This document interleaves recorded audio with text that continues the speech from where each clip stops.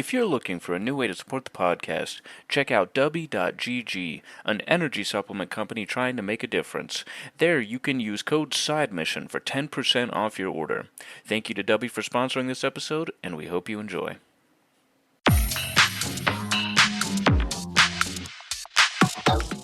Welcome into the newest episode of Side Mission.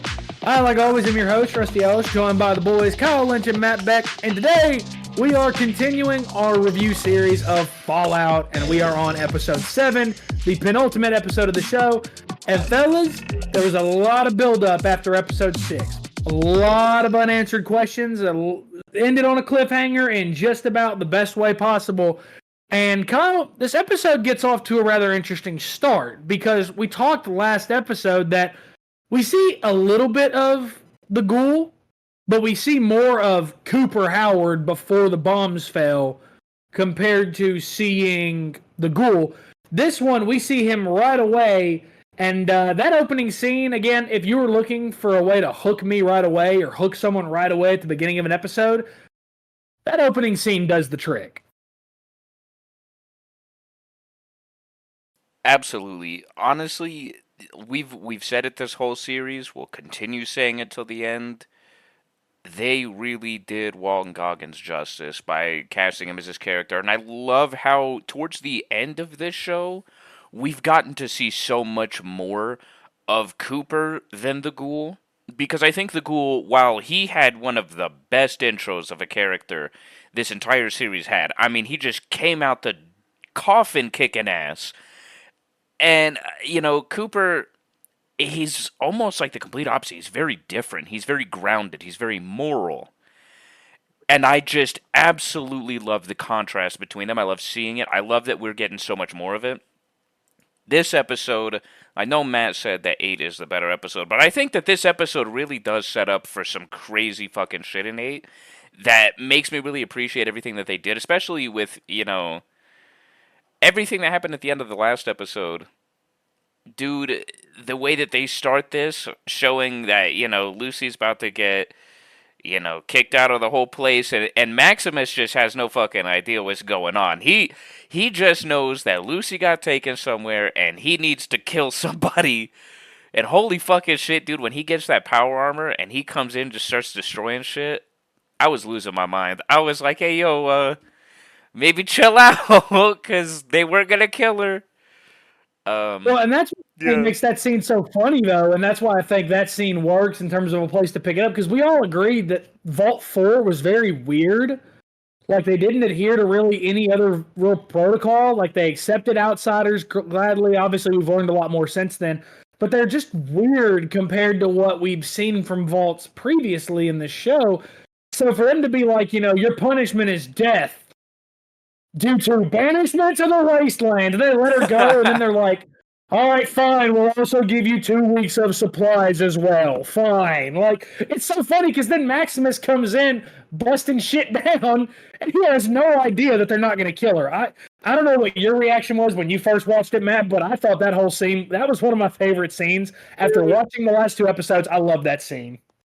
Yeah, dude, I was in stitches. The moment that had me the most was just when they're trying to like take the saw and cut the wrap or whatever that she's bound by. I'm just like, it's kind of like just the angle makes it look like he's kind of jerking off. Wow. I guess I'm not going to edit that one out. That's interesting. I'm sorry, I thought that it was the angle. You couldn't see what he was doing, but you could see his arms going up and down. That was about it. Yeah, I get what you mean. No, it was pretty funny. It was the way you said it that I was like, well, okay, we're just jumping right in. Good to know.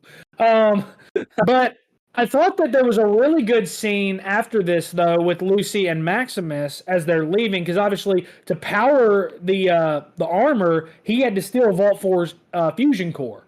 And she knows this, so they leave, and the first thing she says is, I really need you to give that back to them, because my father, who they've been going after this whole time, if he had known that I took another Vault's fusion core to get to him, that's not what he would want. Now, not going to say too much about episode 8, but knowing what I know, that line kind of hits a little differently. So, just want to say that. The events of episode 8 make me think a little bit differently of that. But I felt like this was a great scene, Matt, between the two of them, in him and Maximus being willing to actually give the fusion core back to Vault 4 versus just taking it and doing what people would have normally done in the Wasteland. I don't know. There was something about that I got to the end of that scene and I just felt fulfilled by that scene. Like it was just a great scene in total. Yeah, yeah. I'm really liking the making Maximus more human, if you know what I mean. Like, on top of that, I think he did it because Lucy asked him to, and as we know, Maximus is starting to fall for Lucy, and he wants to show her that she's right. They need to return it to the vault because they do need that fusion core, because without that they lose power. And they're not bad people, just as what you said earlier. They're just really, really weird. Yeah, that's it. Really, that's legit. It is. They're just odd people. They're just trying to survive. I will say, like it was a secret or something, but that's all it was. Exactly. So, but I did like that finally we started to see Maximus finally open up a little bit to Lucy, which I'm not going to lie, if it was me and Ella Purnell was talking to me like she was talking to him, it would not have taken me that long. But I digress either way. Kyle, I need you to go ahead and unmute real quick because I need to hear your reaction to the next part we're going to talk about, because this next part I put down a note in my notes app just for you. Kyle, I heard you like feet stuff. So would you like to talk about Thaddeus' injury that gets shown to us? That was miserable, dude. Oh my disturbing. Fuck, dude. They heard me at the beginning of this. How was he walking for real? Dude, when they showed it up close, bro, when he took the sock off, I was cringing so hard. I was like, this is the worst experience I think I've ever had in my life. The way that, like, you actually saw, like, the fabric, like, pulling out of his skin, it was so detailed. I was like, this is awful. And his fucking toe just, like, hanging off. Bro, that was, like, and it wasn't even, like, that gory. It was just, like, imagining that physical pain of him walking on that, dude. What the fuck? The writers hated Thaddeus. Legitimately, I found myself sitting there, Kyle, going, how in the hell is he walking right now? It makes no sense. Yeah, literally, I think that I would have probably passed out from the pain a long time ago. Even limping, I mean, dude, like, fuck, you're putting so much pressure on that. Like, that was one of the worst things I think I've seen in the entire show. It was so just cringeworthy. It made me cringe hard. Now, that being said, as much as I did cringe at it, because let's be real, when I stubbed my toe, I feel like I want to die right there. If that had been me, I would have just died at the moment I looked at my foot. It does lend itself to something very interesting that happens that, unfortunately, in 7 and 8, we don't really get a ton of payoff for it. So I'd imagine in Season 2, this is something we're going to see paid off, I hope at least. And that's that Thaddeus, when he's trying to get to the radio station to contact the Brotherhood to give them the head, he runs into the Ghoul's friend. And he's saying that he's got a way to heal him and fix his foot and make him, and pretty much just heal him, basically. Doesn't tell him how. Doesn't really tell him anything. But the reality of it is, Kyle, if we're going to just keep it simple, he basically turns Thaddeus into a ghoul. Yeah, I thought it was really fucking funny how he was talking about, just what was he talking about? Going to see that dude who's got the radio tower, and who was like, you got to go through this area that's completely radiated. Or no, he said you got to go through this area, and Thaddeus was like, it's completely radiated, and the fucking shady doctor goes, oh, you don't got to worry about that anymore. I instantly knew. I was like, damn, he just turned this man into a ghoul. Thaddeus got the worst life. It's so interesting, though, like that premise of turning someone into a ghoul. It's so interesting. I wish that we got payoff of it now, but I'm really interested to see where they go with that in Season 2. I am as well, because, we have the ghoul, but there's nothing saying we can't have, multiple ghoul characters. And I think that the ghouls are also a really interesting faction in Fallout, because there's, some good ones. A lot of bad ones, but like in New Vegas, which, spoiler alert, it looks like we might be going there for season 2. There's a very famous ghoul faction that you do this, side quest for, where you load them up in a rocket, shoot them off to the moon, and I would love to see them in the show. But man, when Thaddeus got shot through the fucking neck at the end with the arrow, I just froze. I was like, no fucking way. They just killed him. And then he was just standing there and he was like, how am I alive? I instantly remembered, holy shit.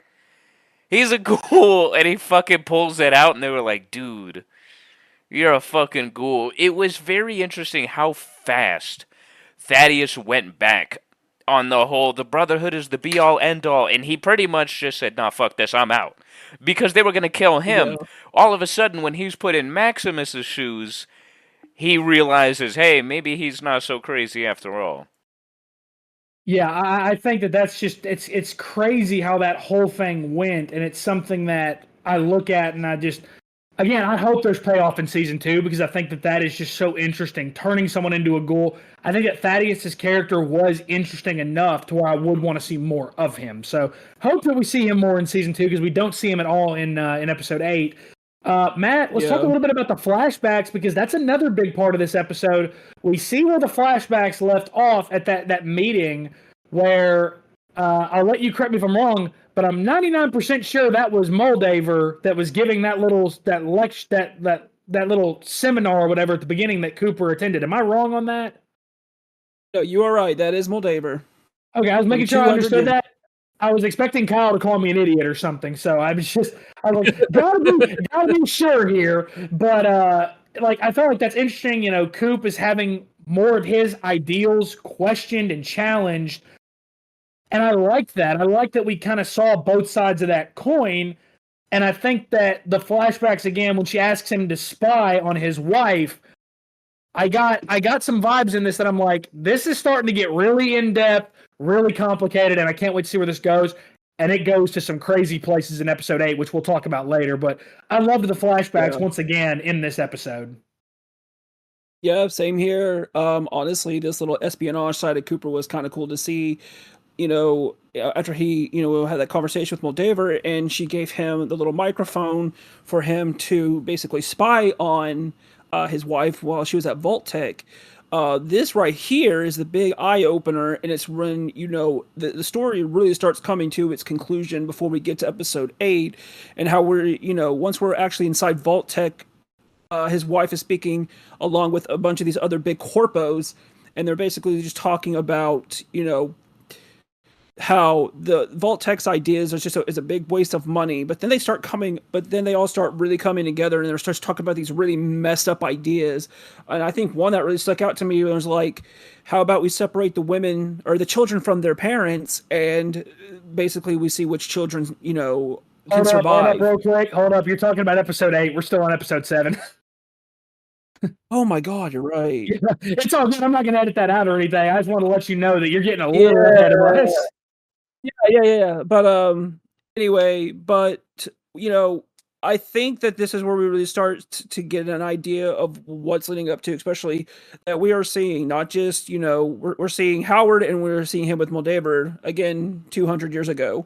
I did actually think that she was so. What was really interesting, and this is talked about in this episode, is the fact that Moldaver is talking about a project she was working on. I believe it was called Cold Fusion. But her ideas being stolen. And here is the thing. She said that the division that is stealing her ideas is someone named Betty. Mm-hmm. And as we know, Betty is the overseer of Vault 33. So, that's something very interesting. And, that right there really was like, okay, shit, I think I might know where they're going with this. Like, holy crap. Yeah, I think that they really kind of lead into a lot of things that happen in episode 8. And Kyle, one thing I love from the flashback specifically is how at first Cooper really wants no part of spying on his wife. But as we see the temptation to know a little bit more about what's going on at Vault-Tec, that starts to overwhelm him a little bit. He wants to know more, and eventually he's tempted to start spying on her. Oh yeah, I love that whole,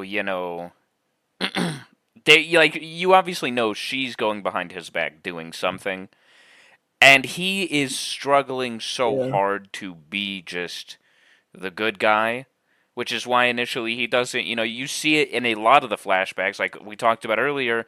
There was that whole scene where they showed him filming the movie. He didn't even want to, he didn't want his character to shoot the other guy. He was like, that's not what my character would do. And consistently, every time we have seen Cooper, they have tried to show him struggling with his morals like that. Just like you said, he knows his wife is up to some shit, but even then he doesn't want to spy on her. Reluctantly does. And boy, the shit that he finds out is crazy, man. When he finally listened in, that's I think one of the greatest scenes of this whole show. My jaw fucking dropped.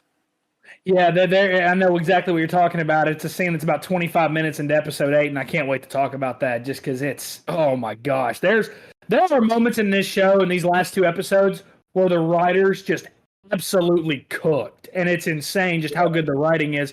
Fellas, I feel like we've touched on quite a bit of this episode. I feel like we've talked about everything that we can talk about. And the last thing that happens that we see, and again, this is a great way to end this episode and lead into episode 8, is we get to the radio station and Thaddeus is there. He's called the Brotherhood. Well, Lucy and Maximus get there, and they start some kind of, they make the discovery, obviously, that Thaddeus is now a ghoul. He's healed from that arrow. He just pulls it out. It heals automatically. Well, they take the head from Thaddeus. He gets off to a head start, and they take one of the heads from one of the bodies in the traps that the radio station host set.